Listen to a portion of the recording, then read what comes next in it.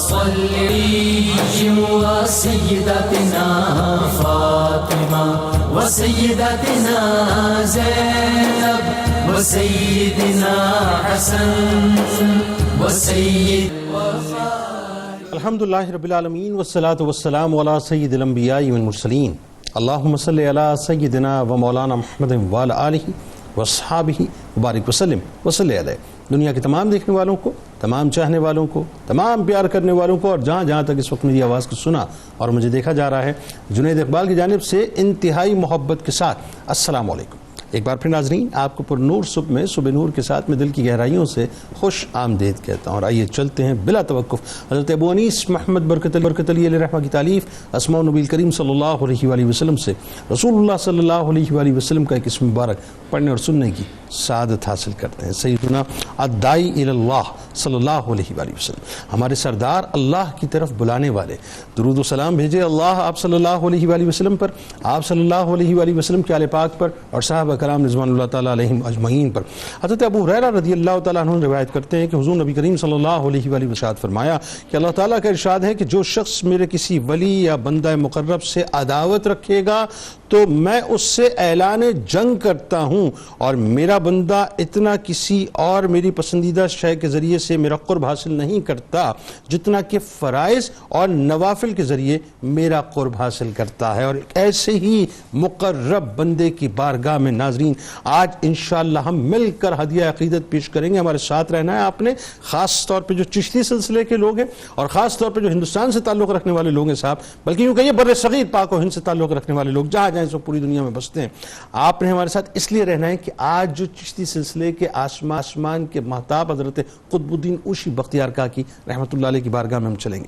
اچھا جی، سرخیل اولیاء سادات، عظیم المرتبت بزرگ، فنا فی اللہ اور فنا فی الرسول، سلطان المشائخ، پیکر زہد و استغنا، استقامت کے پہاڑ، سلسلہ عالیہ چشتیہ کے آسمان کے روشن آفتاب، شیخ طریقت حضرت خواجہ قطب الدین بختیار کاکی رحمۃ اللہ علیہ، نائب رسول فی الہند حضرت خواجہ معین الدین چشتی اجمیری رحمۃ اللہ علیہ کے خلیفہ اعظم، اور زہد الانبیاء حضرت بابا فرید الدین مسعود گنج شکر رحمۃ اللہ علیہ کے مرشد کامل ہیں. مادرزاد ولایت کا تاج اپنے سر اقدس پر سجائے، قرآن کے پارے اپنے سینے میں بسائے، حضرت خضر علیہ السلام کی بشارت سے ولایت کا علم اٹھائے، سرکار مدینہ صلی اللہ علیہ وآلہ وسلم کے پیارے حضرت بختیار کاکی رحمت اللہ علیہ وہ بلند مقام ہستی اور اس عظیم الشان خاندان چشت کے عظیم رکن ہیں جن کے صدقے بر صغیر کے لاکھوں قلوب میں ایمان کا نور داخل ہوا، یعنی یوں کہیے کہ ان کے قلوب ایمان کے نور سے منور ہو گئے. آپ رحمت اللہ علیہ ان اکابر مشائخ میں سے ناظرین جن کے افکار و معلومات، جن کے افکار و معمولات جو ہیں وہ چشتی سلسلے کی مشربی خصوصیات متعین کرتے ہوئے نظر آتے ہیں، اور جنہوں نے بر صغیر کی دینی، علمی، تہذیبی اور سماجی زندگی پہ انتہائی گہرے اثرات مرتب کیے. حضرت خواجہ بختیار کاکی رحمت اللہ علیہ حسینی سادات میں سے ہیں، اور ان کا سلسلہ نسب حضرت امام علی رضا علیہ السلام کے توسط سے سرور کائنات صلی اللہ علیہ وآلہ وسلم تک جا پہنچتا ہے. دہلی جو ناظرین آپ جانتے ہیں کہ اس وقت عالم اسلام کے عظیم مراکز حکومت میں شمار ہوتا تھا، اپنے مرشد کامل حضرت خواجہ معین الدین چشتی المعروف غریب نواز رحمت اللہ علیہ کے حکم پر دہلی کو اپنا دینی اور عرفانی سرگرمیوں کا مرکز آپ نے بنایا، یوں کہیں کہ روحانی تبلیغ کا آپ نے مرکز بنایا. یوں حضرت خواجہ بختیار کاکی رحمت اللہ علیہ دہلی میں پہلی چشتی خانقاہ کے بانی بھی قرار پائے. آپ رحمت اللہ علیہ کے اخلاص و عشق کی برکت سے دہلی میں آج تک ناظرین چشتی رنگ و آہنگ غالب چلا آتا ہے، بلکہ دہلی ہی پر کیا موقوف جنوبی ایشیا کا کوئی گوشہ ان کے فیضان سے خالی نہیں ہے. خواجہ بختیار کاکی رحمت اللہ علیہ دہلی میں مقیم ہوئے تو بہت جلد خلق خدا ان کے خلق محمد صلی اللہ علیہ وآلہ وسلم کی اسیر ہو گئی. یہ ویسے بھی ہونا تھا ناظرین، اس کی وجہ یہ ہے کہ سادات کو اللہ تبارک و تعالیٰ نے ان کے وجود میں وہ کشش عطا کی ہوتی ہے کہ جہاں رکتے ہیں، جہاں ٹھہرتے بیٹھتے ہیں وہیں اپنی بستی کو بسا کر آگے بڑھتے ہیں. سلطان شمس الدین التمش رحمۃ اللہ علیہ جیسے عظیم المرتبت سلطان ناظرین اور ان کے متعدد عمائدین سلطنت حضرت بختیار کاکی رحمۃ اللہ علیہ کے حلقہ ارادت میں شامل رہے. عوام الناس جوق در جوق ان کے مرید ہوتے اور روحانی تربیت ان کی بارگاہ میں آ کر پایا کرتے تھے. حضرت خواجہ بختیار کاکی رحمۃ اللہ علیہ کا آسمان ولایت پر انتہائی بلند ترین مقام ہے. دہلی کے اول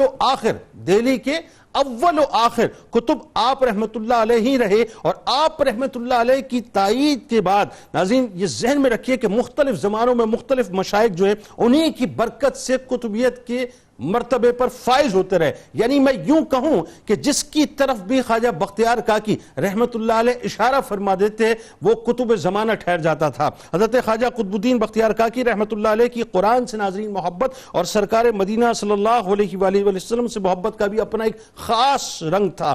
بڑی عمر میں قرآن پاک آپ نے حفظ کیا, کثرت سے تلاوت فرمایا کرتے تھے. جب آیات خوف پر آپ پہنچتے تھے ناظرین تو اکثر بے ہوش ہو جایا کرتے تھے. جب آیات رحمت پڑھتے تھے تو تبسم فرمایا کرتے تھے, وجد کرنے لگتے تھے. شوق شکر کا عالم جو ہے ہر وقت آپ کے اوپر طاری رہتا تھا.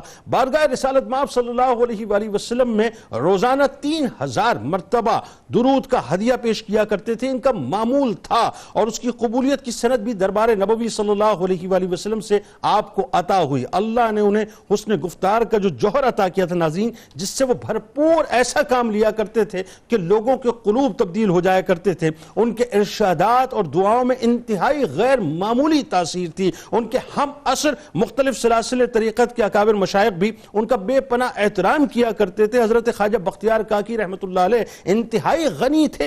قناعت آپ کا خاص وصف تھا. اپنے عقیدت مندوں سے نظر و نیاز نہیں لیا کرتے تھے ناظرین, بلکہ اپنے وسائل بھی ان کی ضروریات پر صرف کر دیا کرتے تھے. بلکہ آج جو بھی چشتیوں میں ناظرین آپ کو ایک اپنے شیخ سے والہانہ محبت نظر آتی ہے اور جو سخاوت اور لنگر کا سلسلہ نظر آتا ہے, یہ بھی حضرت بختیار کاکی رحمت اللہ علیہ کا امتیاز ہے. بات یہ ہے کہ یہ تو ہمیں احسان ماننا چاہیے سلسلہ چشت کا خاص طور پہ کہ خواجہ صاحب رحمت اللہ علیہ اور یہ سلسلہ چشت کی جو پوری کہکشاں ہیں, اسی کہکشاں کی وجہ سے آج ہمارے قلوب بر صغیر پاک و ہند میں کلمہ طیبہ کے نور سے منور ہیں. آغاز کریں جی.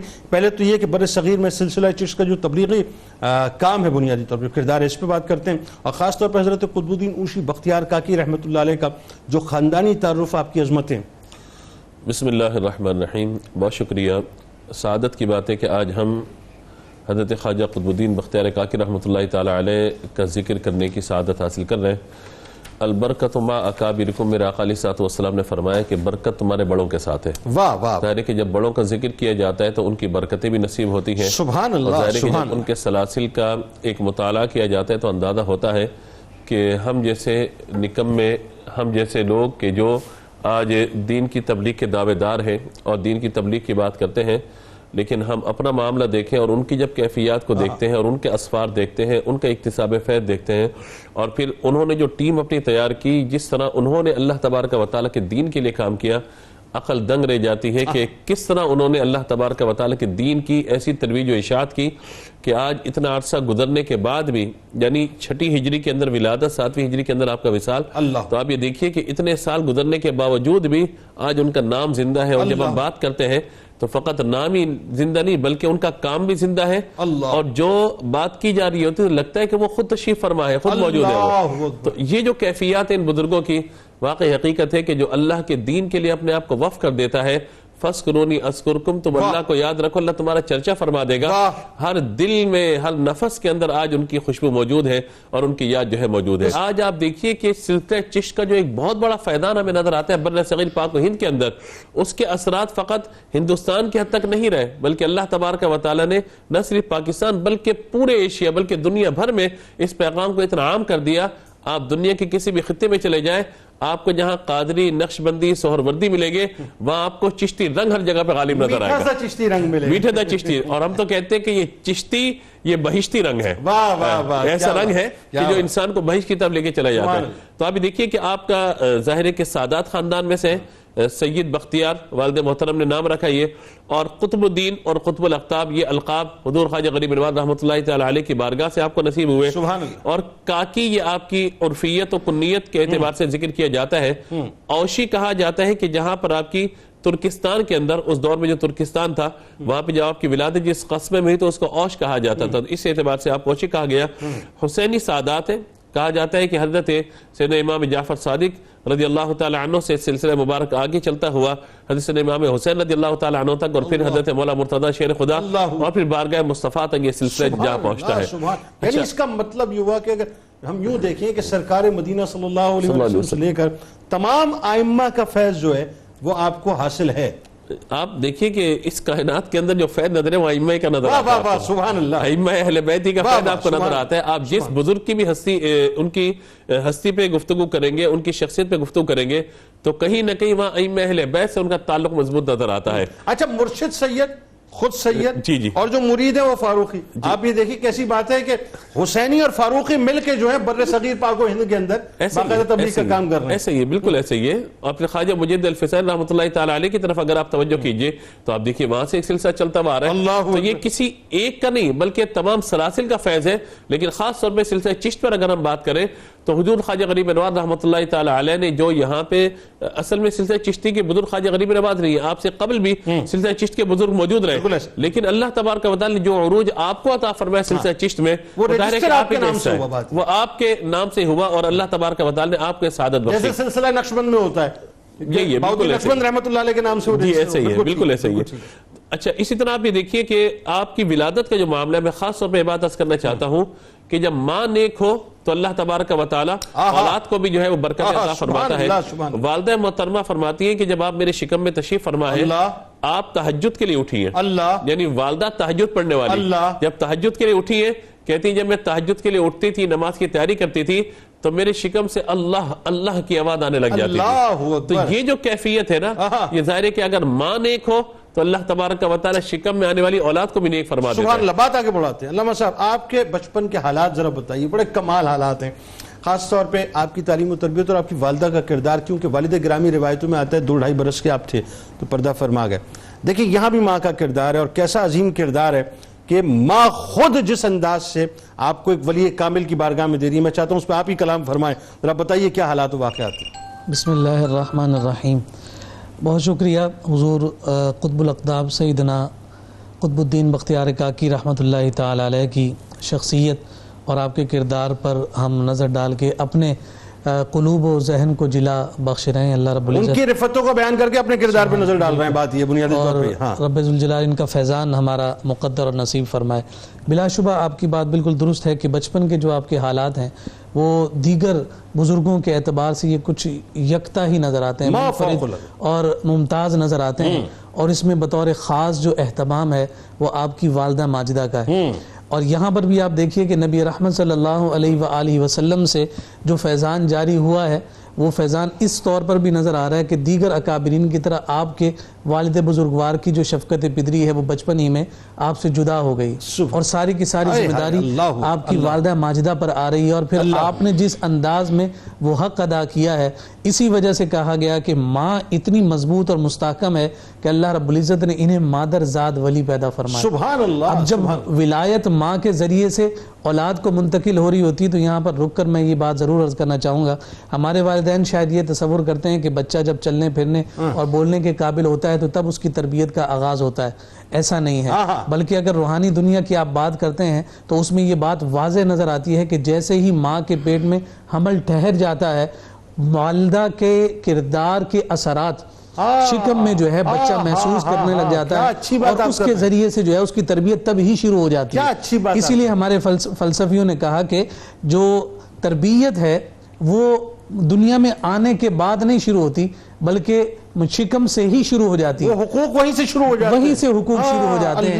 تاکہ کہا گیا کہ جب بچہ آپ کے پیٹ میں ہے تو پھر وہ عمل اختیار کیے جائیں کہ جس کے اثرات چونکہ آپ دیکھیے کہ جسمانی غذا پر ان دنوں میں کتنا احتیاط اور خیال کیا جاتا ہے، روحانی غذا کو بھی اسی طرح سے ملحوظ اور مقدم رکھنا چاہیے۔ یہ سائنس بھی آج اس بات کو پروف کر رہی ہے، سائنس بھی پروف کر رہی ہے کہ ٹرانسفارمیشن آف کیریکٹرز جو ہیں وہ اپنا ہوتے ہیں، یعنی ماں سے جو ہے وہ تمام چیزیں ٹرانسفارم ہوتی ہیں بچے کے اندر۔ وہ آپ میرا خیال ہے آپ اسی واقعے کی طرف جا رہے ہیں۔ جی بالکل، 15 پاروں کے ذرا بتائیے۔ بالکل وہ بات عرض کرنا چاہتا ہوں۔ اب جیسے عام طور پہ ہمارے اسلاف میں یہ طریق رہا ہے کہ جب بچہ 4 سال 4 ماہ اور 4 دن کا ہوتا ہے تو اسے پہلی دفعہ جو ہے مکتب بھیجنے کا انتظام اور اہتمام ہوتا ہے، سبق اس کی زبان پر جاری کرنے کا ایک سلسلہ ہوتا ہے۔ اور اس بات کو جب ذکر کیا گیا تو بطور خاص اس میں جو نام نظر آتا ہے وہ حضرت قاضی حمید الدین ناگوری رحمۃ اللہ تعالی علیہ کا نظر آتا ہے۔ آپ کی خدمت میں جب آپ کو لے جایا گیا اور آپ کے پاس تختی ہے، جیسے بچہ قاعدہ لے کر جاتا ہے تو اس دور میں تختیاں جایا کرتی تھیں، تو آپ کے ساتھ تختی ہے، قاضی صاحب نے اپنے ساتھ بٹھایا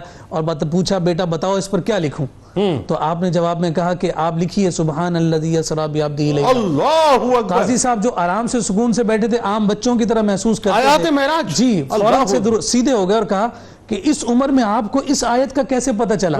تو آپ فرماتے ہیں کہ میری والدہ ماجدہ 15 سپاروں کی حافظہ تھی، میں جب ان کے پیٹ میں تھا وہ قرآن کی تلاوت کرتی تھی، وہ 15 پارے میں اپنی والدہ کے پیٹ سے ہی حفظ کر کے آیا ہوں، اور پھر آپ جو ہے وہ پوری جو ہے سورہ بنی اسرائیل جو ہے وہ لکھتے گئے اور آپ جو ہے اسے ڈکٹیٹ کرتے گئے اور بتاتے چلے گئے۔ یہاں رک کے ایک جملہ ضرور جانا چاہیے آپ کی طرف سے، اس کا مطلب جتنی مائیں اس وقت آپ کو دیکھ رہی ہیں، جتنی بیٹیاں بہنیں دیکھ رہی ہیں، ظاہر ہے جن کی شادیاں ہو چکی، جن کی اولادیں ہونی ہیں، ان کو چاہیے کہ دوران حمل جو ہے وہ درود پاک کی کثرت کرتی رہیں، تلاوت کلام پاک کرتی رہیں، استغفار پڑھتی رہیں، اس کے اثرات مرتب ہوتے ہیں۔ اب چونکہ ان دنوں میں اور جو انگیجمنٹس اور مصروفیات ہوتی ہیں گھر میں وہ ترک کر دی جاتی ہیں کہ بھئی آپ زیادہ سے زیادہ ریسٹ اور آرام کریں، اب جب وقت جو ہے ملتا ہے تو پھر سیریلز اور ڈرامے اور نہ جانے کیا کیا چیزیں سامنے آ رہی ہوتی ہیں۔ یہ ضرور مد نظر رکھیں کہ اگر آپ چاہتے ہیں کہ آپ کی اولاد میں نور قطب الدین بختیار کاکی ہو تو پھر اس کے لیے قرآن اور مصطفیٰ کریم صلی اللہ علیہ وسلم کے ساتھ درود شریف کا جو معاملہ ہے اس کو ضرور اپنے ساتھ جوڑ کر رکھیں۔ یعنی اس کا مطلب یہ کہ جو خاتون سن رہی ہیں، جو ویژولی دیکھ رہی ہیں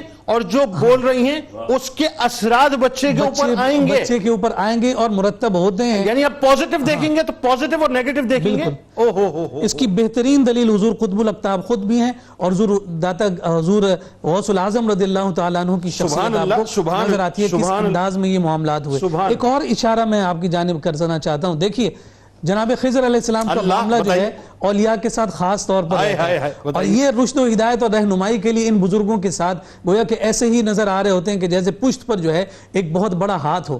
اور جب آپ کے والدہ ماجدہ نے مکتب کی جانب آپ کو روانہ کیا اپنے خادم کے ساتھ تو رستے میں جو ہے ایک بزرگ مل گئے، تو خادم سے کہا کہ یہ بچہ کون؟ انہوں نے کہا کہ جناب سید کمال الدین کے بیٹے ہیں، میں انہیں مکتب لے جا رہا ہوں۔ پوچھا کہ ایسا کرو کہ انہیں تم مولانا ابو حفص کے پاس لے جاؤ، وہ بڑے ماہر ہیں، اس بچے کی اچھی تربیت کریں گے۔ وہ لے کر مولانا ابو حفص کے پاس چلے گئے اور ان سے جا کر کہا کہ اسی طرح سے آپ کی جانب ایک بزرگ رستے میں ملے تھے، انہوں نے رہنمائی کی ہے۔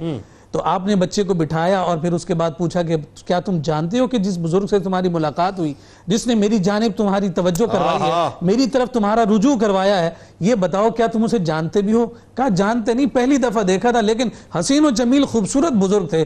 کہا وہ کوئی اور نہیں تھے، وہ جناب خضر علیہ السلام۔ تو اب آپ اس انداز اعتبار سے دیکھیے کہ جس شخصیت سے بڑے ہو کر کام بڑا لیا جاتا ہے اس کا انتظام اور اہتمام قدرت باری تعالیٰ کے ذریعے سے اسی طور پر ہو جاتا ہے۔ انہیں باپ بھی ملے تو کمال الدین جیسا، ماں بھی ملے تو پھر وہ درود اور قرآن کی ذاکرہ ہوتی ہیں، اور پھر بچپن ہی میں انہیں خواجہ غریب نواز کا فیضان بھی ملے، حمید الدین ناگوری کا بھی ملے، اور جناب سیدنا خضر علیہ السلام کا جو دست شفقت ہے وہ تو نصیب اور میسر ہے۔ خضر علیہ السلام کی وہ جملے کہ اس کا خیال رکھنا یہ وقت کا آنے والا بہت بڑا ولی ہے۔ ڈاکٹر صاحب ایک بات، اچھا اب چونکہ ظاہر تربیت شروع ہو گئی تو تربیت کے ساتھ ساتھ اولیاء کرام کا یہ بھی طریقہ رہا کہ ان کی زندگیوں میں اسفار بڑے نظر آتے ہیں۔ کئی اولیاء کرام ایسے ہیں کہ پوری زندگی اسفار میں، اچھا ان کے اسفار کا مطلب کوئی انٹرٹینمنٹ نہیں ہے، ان کے اسفار کا مطلب یہ کہ مشاہدات کرنا، مجاہدات کرنا، اللہ کے رازوں کو جو ہے سمجھنا اور پھر ظاہر منتقل کرنا لوگوں تک۔ ایک تو یہ بتائیے، دوسرا ایک کریوسٹی، ایک تجسس تھا آپ کی طبیعت کے اندر کہ مرشد کامل کی تلاش آپ نے شروع کر دی تھی، ذرا بتائیے وہ جو خواجہ معین الدین چشتی رحمۃ اللہ علیہ سے ملاقات اور بیعت کا سلسلہ ہے وہ بھی بتائیے خاص۔ بسم اللہ الرحمن الرحیم۔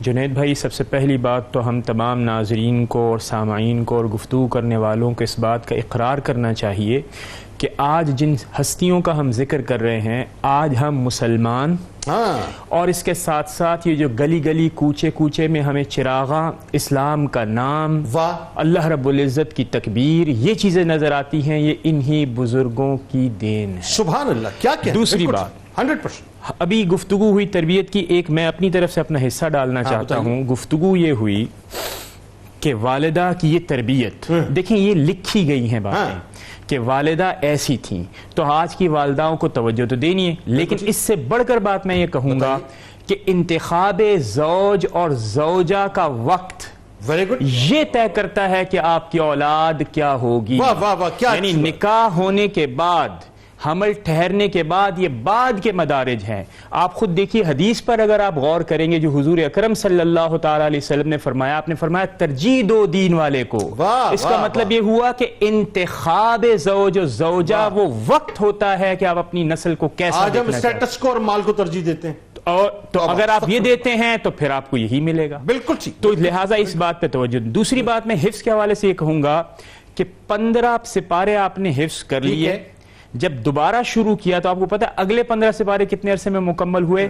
ان بزرگوں کا فیضان نظر، ان کی روحانی ترقی کو اگر آپ نے دیکھنا ہے تو 4 ایام میں 4 دن روایات کے کے اندر 15 سپارے، بیونڈ دی امیجنیشن۔ اور دیکھیں بیونڈ دی امیجنیشن ہے کیونکہ ظاہر بزرگ ہیں۔ میں آپ کو اپنا واقعہ بتاؤں کہ مجھے یاد ہے کہ جب آپ، یعنی بالکل ایک، میں اپنے آپ کو کوئی بہت بڑا ولی نہیں کہہ رہا، میں یہ کہنا چاہ رہا ہوں کہ اگر مجھ جیسا شخص ایک سپارہ 4 دن میں کر سکتا ہے سبحان اللہ، تو کوئی بزرگ اگر 4 ایام میں 15 سپارے کر لے تو یہ کوئی بعید از قیاس نہیں ہے، لیکن اس میں بزرگوں کی روحانی فیض آپ کو نظر آتا ہے۔ سبحان اللہ۔ اب آپ نے ذکر کیا کہ اسفار کا، اب میں آپ کو بتاؤں کہ جب آپ نے حفظ مکمل کیا، حضرت حمید الدین ناگوری رحمت اللہ تعالی علیہ ایک روایت کے مطابق اور دیگر اساتذہ دوسرے، تو ظاہری تعلیم آپ نے پہلے مکمل کی، پھر مرشد روحانی کی جب تلاش کرنا شروع کی تو پھر اس کے لیے آپ نے سفر کیا۔ اب آپ دیکھیے آج ہم جس کلچر میں موجود ہیں، علم کے لیے سفر کوئی پسندیدہ شے نہیں ہے، تو آپ نے ایک سفر روایت کے مطابق کیا کیا، اصفہان ایران کا، دوسرا آپ نے کیا بغداد کی طرف۔ تو ایک روایت کے مطابق آپ کی ملاقات حضرت خواجہ غریب نواز سے اصفہان میں ہوئی، دوسری روایت کے مطابق بغداد میں ہوئی۔ جب بغداد میں ملاقات ہوئی تو حضور اکرم صلی اللہ تعالی علیہ وسلم 40 روز تک حضرت خواجہ غریب نواز کے خواب میں تشریف لائے اور آپ نے فرمایا علم روحانی کا وارث میرے بیٹے حضرت خواجہ قطب الدین بختیار کاکی رحمت اللہ تعالی علیہ کو بناؤ۔ تو آپ کو بیعت کیا گیا۔ اس وقت آپ کی عمر مبارک کتنی ہے؟ 18 سال، صرف 18 برس۔ اس کے بعد پھر 2 سال، دیکھیں آج لوگ یہ سمجھتے ہیں کہ مرشد کے ہاتھ پر بیعت کیا تو آپ کو روحانی مدارج طے کروا دے، نہ نہ نہ، اس سے پہلے کی تڑپ دیکھیے کیا ہے کہ آپ سفر کر رہے ہیں اس زمانے کے اندر۔ اور دوسری بات دیکھیے کہ 18 سال کی عمر میں آپ نے بیعت فرمائی تو اس کے بعد پھر مجاہدات کا دور شروع ہوا۔ ٹین ایج، بالکل، مطلب آج کے دور میں اگر ہم بات کریں تو لڑکا جو ہے وہ اپنا یوں سمجھ لیجیے بہت ہی مطلب ایسے لڑک پن کا ہوتا ہے، ویڈیو گیم کھیلنے کی دور ہوتا ہے، ابھی تو بچہ ہے، اس کو تو ذمہ داریاں نہیں دی جاتی، لیکن یہاں سلسلے کی ذمہ داری 18 برس کی عمر میں ڈالی۔ اور اس کی پھر میں آپ کو لے کے جاؤں گا واپس، انتخاب زوج اور زوجہ وہ وقت ہوتا ہے جب آپ اپنی نسلوں کو لکھتے ہیں۔ ایک اور جملہ اس میں جانا چاہیے، آپ یہ دیکھیے کہ 18 برس میں کیا کمال اللہ نے عطا کیا کہ سرکار مدینہ صلی اللہ علیہ وسلم انسٹرکشنز دے رہے ہیں خواجہ غریب نواز۔ یہ روحانی بالیدگی اس زمانے میں آپ نے اچیو کر لی تھی۔ پھر 2 سال کے مجاہدات اور ریاضات کے بعد پھر خرقہ خلافت آپ کو دی گئی۔ تو روایات میں آتا ہے کہ جب آپ کو خرقہ خلافت دی گئی 20 سال آپ کی عمر ہے، حضرت شہاب الدین سہروردی رحمت اللہ تعالی علیہ وہاں پر موجود ہیں، بعض روایات کے مطابق حضرت خضر علیہ السلام موجود ہیں، حضرت حمید الدین ناگوری موجود ہیں۔ آپ سوچئے کہ اس وقت دیکھیں عزت اور وقار آپ کے اپنے معاصرین میں ہوتا ہے، بعد والوں میں نہیں ہوتا۔ اگر آپ کا کمال تھا روحانی تو آپ دیکھیے کہ یہ بزرگوں کی موجودگی اس بات پر نشانی دیتی ہے کہ کیا۔ اب آئیے چلتے ہیں حضرت خواجہ معین الدین چشتی رحمۃ اللہ علیہ نے جس انداز سے آپ کو خلافت عطا فرمائی ہے اور نصیحت جو فرمائی ہے، جو تبرکات دیے ہیں، اس پر انشاءاللہ گفتگو کرتے ہیں۔ جی علامہ صاحب بتائیے کہ خواجہ بختیار کاکی رحمۃ اللہ علیہ پر اتنی جو بڑی عطائیں ہوئی ہیں، خاص طور پہ دہلی کی مسند آپ کو عطا کی اور پھر دہلی میں جس انداز سے اپنے کام کا آغاز کیا۔ بسم اللہ الرحمن الرحیم۔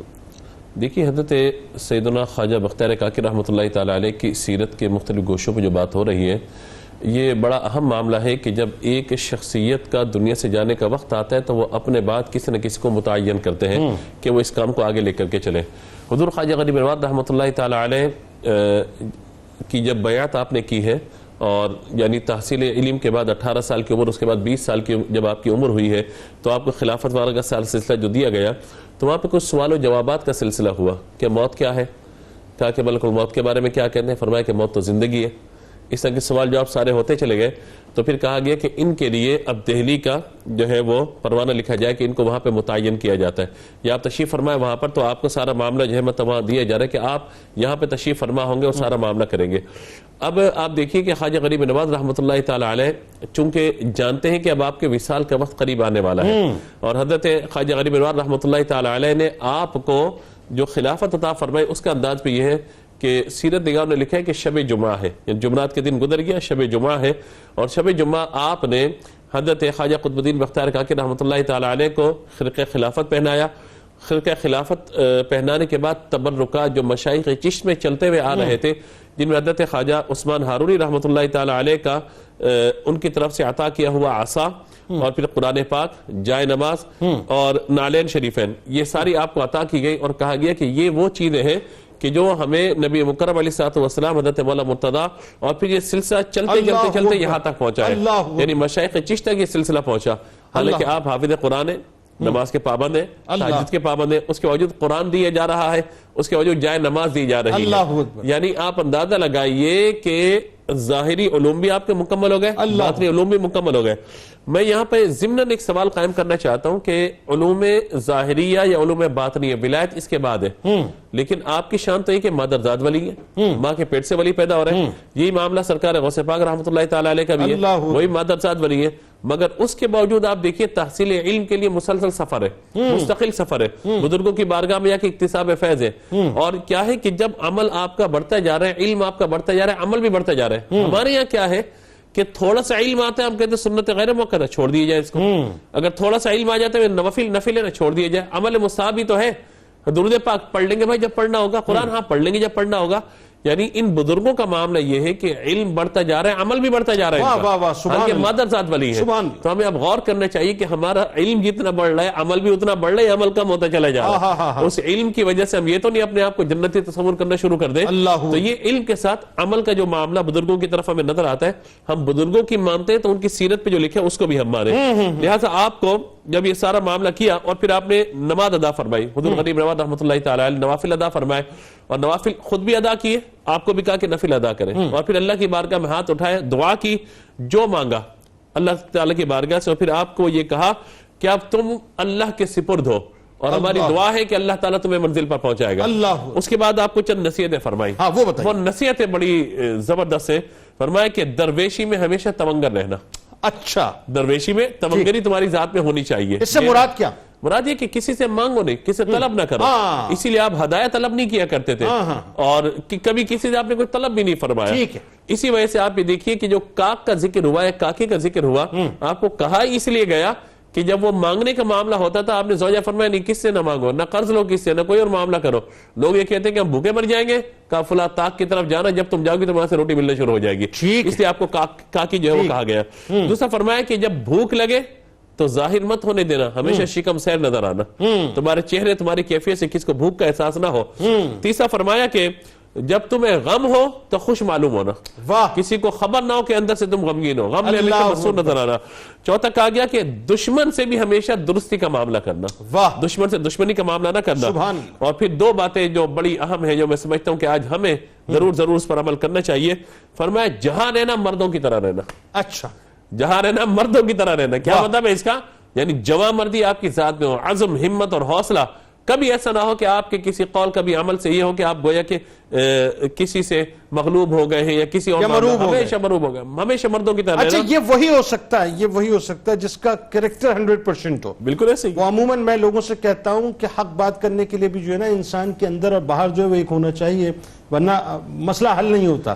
حق بات وہی کر سکتا ہے جس کو پتا ہو کہ میرے اندر جو ہے وہ حق موجود ہے. جی حق موجود ہوگا اور درست بات تبھی کر پائے گا کہ جب وہ درست راستے پر ہوگا. مطلب وہ شعر ہے کہ غلط تھے وعدے مگر میں یقین رکھتا تھا, وہ شخص لہجہ بڑا دل نشین رکھتا تھا. تو بات لہجے بڑے دل نشین ہوتے لیکن پیچھے کچھ بھی نہیں ہوتا. تو فرمایا کہ مردوں کی طرح رہنا, اور آخری بات فرمائی کہ اپنی زندگی میں کبھی کس کا دل نہ دکھانا. یہ نصیحت وہ ہے کہ آپ دیکھیے بزرگوں کی بارگاہ میں آپ کو ہمیشہ نظر آئے گی. دکھی دل والا آئے گا, کوئی بھی آئے گا, لاکھ اپنی مراد لے کر آئے, اگر وہ کوئی اس کے ساتھ بھلائی والا معاملہ اختیار فرماتے بھی ہیں تو کبھی بھی ایسا نہیں ہوتا کہ اس کے لیے جو خدا نخواستہ دل دکھانے والا معاملہ کرے. میں ایک جملہ یہاں پہ عرض کرنا چاہتا ہوں تاکہ بات اور ذرا واضح طور پر جو ہے بات پہنچے آگے, کہ دیکھیے خانقاہ کا باقاعدہ جو نظام ہے دہلی شریف میں سب سے پہلے آپ نے قائم فرمایا ایسا ہی ہے. اور غریب نواز رحمۃ اللہ تعالی علیہ کا جو فیض جاری ہوا, آپ دیکھیے کہ سلسلے چشتیہ کے اندر مزید شاخیں نکلی, ایک صابری شاخ نکلی, ایک نظامی شاخ نکلی. آپ دیکھیے آپ کے شیخ حضور غریب نواز رحمۃ اللہ تعالی علیہ اور آپ کے جو مرید ہیں وہ بابا فرید الدین مسعود رحمۃ اللہ تعالی علیہ, اور پھر ان سے حضرت جو ہے خواجہ نظام الدین اولیاء رحمۃ اللہ علیہ, حضرت ثابت پاک رحمۃ اللہ تعالی علیہ. آپ دیکھیے صابری رنگ نظر آئے آپ کو, نظامی رنگ نظر آئے, چشتی رنگ نظر آئے گا, آپ کو بہشتی رنگ نظر آئے گا. اللہ کیا بات کیا بات. اچھا سلاطین زمانہ بھی آپ کی بارگاہ میں, خاص طور پہ شمس الدین التمش رحمۃ اللہ علیہ جو ہیں, ظاہر ان کا اپنا مقام کہ سرکار مدینہ صلی اللہ علیہ وسلم نے خواب میں حوض کی بشارت دی, اب وہ جگہ بھول گئے تو بختیار کاکی رحمۃ اللہ علیہ کی خدمت میں آ رہے ہیں, پھر بختیار کاکی رحمۃ اللہ علیہ پوائنٹ آؤٹ کر رہے ہیں کہ یہ جگہ ہے. یعنی ایک جو تعلق آپ کا سلاطین کے ساتھ بھی رہا, اور خاص طور پہ سلاطین میں جو لوگ آپ کی بارگاہ میں آ کر سلام پیش کرتے اور آپ کے فرامین کو فالو کرتے تھے, معتقدین میں آپ کے جو مریدین میں شامل تھے, ایک تو وہ بتائیے. دوسرا بابا فرید سے آپ کی محبت, اور بابا فرید کی آپ سے محبت, اور آخر میں جو آپ کا جنازہ ہے اس کی جو وصیت ہے وہ تو بڑی کمال ہے صاحب, بتائیے. بسم اللہ الرحمن الرحیم. جنید بھائی واقعتاً یعنی بہت ہی خوبصورت انداز میں اگر ہم دیکھیں کہ اولیاء کا ایک خاص بڑا ہی ریسٹرکٹڈ قسم کا تعلق رہا, بالخصوص جو بزرگان چشت ہیں کہ ان کے ساتھ سلطان وقت کے ساتھ, یعنی وہ تعلق ایسا تھا کہ جس میں ان کی طرف سے کچھ عنایات اور فضل نہیں لیا جاتا بلکہ ان کو فیض دیا جاتا. بادشاہ دنیا والوں کو دیتا ہے, بزرگ ان بادشاہوں کو دیتے تھے. پھر وہ جو یعنی حوض شمسی کی بات آپ نے فرمائی کہ حضور اکرم صلی اللہ تعالی علیہ وسلم خواب میں سلطان کے تشریف لائے اور آپ نے حکم دیا, تو وہ مقام جو کہ وہ بھول گیا سلطان, تو حضرت خواجہ قطب الدین بختیار کاکی رحمۃ اللہ تعالی علیہ نے اس کی طرف اشارہ نہ صرف فرمایا بلکہ پریسائزلی اس جگہ کے اوپر آپ نے پریسائزلی اس مقام کو طے کیا, اور پھر جب اس کو کھودا گیا تو وہاں سے پانی اور تالاب برآمد ہو گیا, یعنی وہ جگہ جہاں نقشے نالین پاک صلی اللہ تعالی علیہ وسلم, اور پھر اسے بزرگوں نے بیٹھنے کا اور اس سے فیض حاصل کرنے کا ایک مقام بنا لیا. پھر اب آپ آئیے دوسری چیز کے اوپر, وہ تھا حضرت بابا فرید الدین گنج شکر رحمت اللہ تعالی علیہ. یعنی ملتان کے اندر درس والی مسجد جو اس زمانے میں مولانا منہاج الدین والی مسجد کہلاتی تھی, وہاں پر آپ تشریف فرمائے, فقہ کی کتاب کا مطالعہ کر رہے ہیں, نافع. تو حضرت خواجہ قطب الدین بختیار کاکی رحمت اللہ تعالی علیہ ملتان وہاں پر تشریف لے کے گئے, تو آپ نے دیکھتے ہی دیکھ لیا کہ ہندوستان کا مستقبل کس ایک خوبصورت ہستی نے لکھنا ہے, یعنی وہ جو اسکرپٹ رائٹنگ ہے وہ کون کرنے والا ہے, یہ ہے آپ کی نظر. جب آپ نے فرمایا کہ بیٹے کیا مطالعہ فرما رہے ہیں, تو جواب آیا کہ نافع. تو آپ نے فرمایا بیٹے ضرور نافع ہو جائے گی ہر چیز, نفع ہی نفع ملے گا. لیکن یہ کہنا تھا اور یہ نظر نے آپ کو پورا اسپریچولی ٹرانسفارم کر دیا کہ حضرت بابا فرید الدین گنج شکر رحمت اللہ تعالی علیہ نے فرمایا کہ یہ صرف آپ کی نظر سعادت ہے, آپ کی نظر انتخاب ہے جو مجھ میں تبدیلی اور سعادت اور نفع لے کر آئے گی.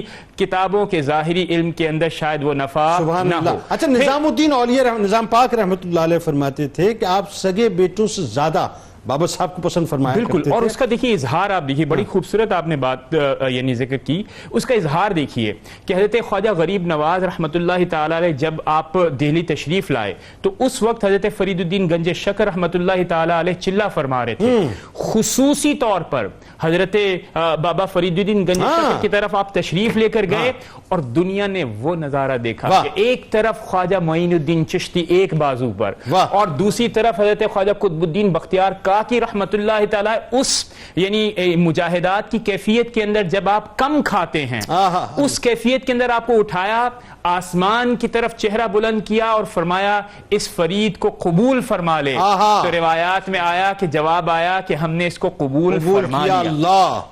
تو یہ میں بنیادی طور پر باتیں کہنا خودمدین چاہ رہا اشی بختیار کاکی رحمۃ اللہ علیہ کی زندگی ایک ایسی کمال زندگی ہے کہ ایک طرف تو مرشد کامل ایسے، پھر ظاہر ہے جو خلفاء ہیں وہ ایسے. اچھا اب اس میں بات یہ ہے کہ پھر جب جنازہ بھی ہوگا تو ایسا ہوگا. اچھا ایک بات اور ضرور بتائیے، جب دہلی سے آپ کسی خاص وجہ سے، اس وجہ پہ ہم ڈسکس نہیں کرتے، لیکن خاص وجہ سے جب آپ جا رہے تھے تو پورا دہلی امڑ آیا تھا. بالکل. اور خواجہ صاحب رحمۃ اللہ علیہ کی بارگاہ میں کہتا کہ ان کو جانے نہ دیجیے، انہیں ہمارے پاس ہی رکھیے، ہم ان کی برکتیں لینا چاہتے ہیں. دیکھیں یہ کیسی بات؟ ہاں یہ بھی یہ کمال ہے. دیکھیں عام طور سے ہم نے دیکھا کہ علماء ظاہری لوگوں کے ساتھ معاملات کرتے ہیں، لیکن جن ہستیوں کی دلوں پر حکمرانی ہوتی ہے، جو دلوں کو بدل دیتے ہیں، ان کے اندر ایک جاذبیت اور ایک کشش نظر آتی ہے. تو یہی جب حضرت خواجہ معین الدین چشتی اجمیری کے ساتھ آپ باہر تشریف لے کے جا رہے تھے شہر کے ساتھ، تو پورا شہر باہر آیا اور جس زمین کے حصے سے آپ کا قدم بوسی ہوتی اس کو لوگ اپنے لیے اسعادت سمجھتے ہیں کہ اس کو اپنے ساتھ رکھتے ہیں. یہ ہے وہ محبت جو چشم فلک نے دیکھی کہ آج لوگ صوفیزم کے اوپر لوگ تنقید کرتے ہیں، یہ کہتے ہیں کہ یہ کس طرح کی ریچولز کے اندر مبتلا ہیں. نہیں، حضور اکرم صلی اللہ تعالی علیہ وسلم نے جس تزکیہ نفس کی بات فرمائی تھی اور آپ نے تزکیہ نفس کر کے ایک پوری کمیونٹی کو تیار کیا. آج اگر کوئی نمائندہ گروہ ہے جو کہ اسلام کی دعوت و تبلیغ کرتا ہے وہ یہی صوفی ہیں. بالکل ٹھیک. آخر میں آپ کا جنازہ، آپ کی وصیت. بڑی خوبصورت بات. 14 ربیع الاول 633 ہجری 1273 عیسوی اس دن آپ کا وصال ہوا. ایک بات میں ناظرین کی توجہ کے لیے چاہوں گا، اپنے وصال سے پہلے ایک دن آپ وہی تشریف لے کے جا رہے تھے تو ایک زمین کو آپ نے دیکھا، وہ آپ کو بہت پسند آئی، آپ نے اسے خریدا، اپنے زر سے خریدا. خریدنے کے بعد پھر آپ نے فرمایا کہ یہ میرا مدفن ہوگا. اس لیے میں نے پیش کیا کہ آج کل اس کے اوپر کافی گفتگو ہوتی ہے تو حضرت بزرگ کے حوالے سے یہ رہے. اب آپ دوسری بات سنیے. جب آپ کا وصال ہو گیا تو آپ کے ایک ساتھی ہیں اور ایک آپ کے متوسل ہے، آپ نے ابو سعید، آپ نے آ کے ایک وصیت پڑھی اور اس نے ابتلا اور آزمائش میں لوگوں کو مبتلا کیا. اور سلطان وقت بھی انہیں آزمائش کے اندر آ گیا. وصیت کچھ یوں تھی کہ میرا جنازہ وہ پڑھائے گا جس میں کم از کم درجہ ذیل خصوصیات ہیں. نمبر 1، اس نے کبھی گناہ کبیرہ کا مرتکب نہ ہوا ہو، کسی نامحرم کو نہ دیکھا ہو بعض روایات کے مطابق. دوسری بات آپ نے فرمائی کہ اس نے کبھی نماز عصر کی جو سنت غیر موقدہ ہوتی جو کہ اس کو بھی قضا نہ کیا. ہاں، اور یہ کوئی ایسی چیز نہیں ہے کہ جس کے اوپر باس پرس ہوگی لیکن احتیاط. اور تیسری بات کیا فرمائی؟ تیسری بات فرمائی کہ اس نے جماعت میں کبھی تکبیر تحریمہ بھی چھوڑی نہ ہو، یعنی تکبیر اولیٰ کے ساتھ جماعت کے ساتھ شامل ہوا. جب یہ اعلان کیا گیا تو سوال یہ پیدا ہوا کہ کون نماز جنازہ پڑھائے گا؟ کوئی نہیں سامنے آیا. تو حضرت سلطان شمس الدین التمش آپ سامنے تشریف لائے اور آپ نے فرمایا کہ میں یہ نہیں سمجھتا تھا کہ میرا حال کوئی جانے گا. بزرگوں کا حکم ہے، تعمیل ضرور ہوگی. نہ صرف آپ نے نماز جنازہ پڑھایا بلکہ غسل میں بھی آپ شریک ہوئے. اور اس کے ساتھ ساتھ جب کندھا دیا گیا تو ایک کندھا آپ نے دیا. آپ سوچئے بزرگ دین، لیکن سلطان نماز جنازہ بھی پڑھا رہا ہے، غسل بھی دے رہا ہے، کندھا بھی دے رہا ہے. یہ ہے وہ مقام ہمارے اولیاء کا جس کو لائق تقلید سمجھ. بہت شکریہ تینوں آپ کا تشریف لائے. ناظرین کرام، کتاب الشفا، سورہ فاتحہ کی برکات. 41 مرتبہ سورہ فاتحہ پڑھ کر پانی پر دم کر کے 7 قطرے آنکھوں میں ڈالنے سے آنکھ کی جملہ بیماریوں سے شفا مل جاتی ہے. حضرت خواجہ معین الدین چشتی رحمۃ اللہ علیہ کا قول مبارک ہے کہ 4 چیزیں نفس کا جوہر ہیں: درویشی میں تونگری کرنا، بھوک میں سیر نظر آنا، غم میں مسرور ہونا اور دشمن سے بھی درستی کا معاملہ کرنا.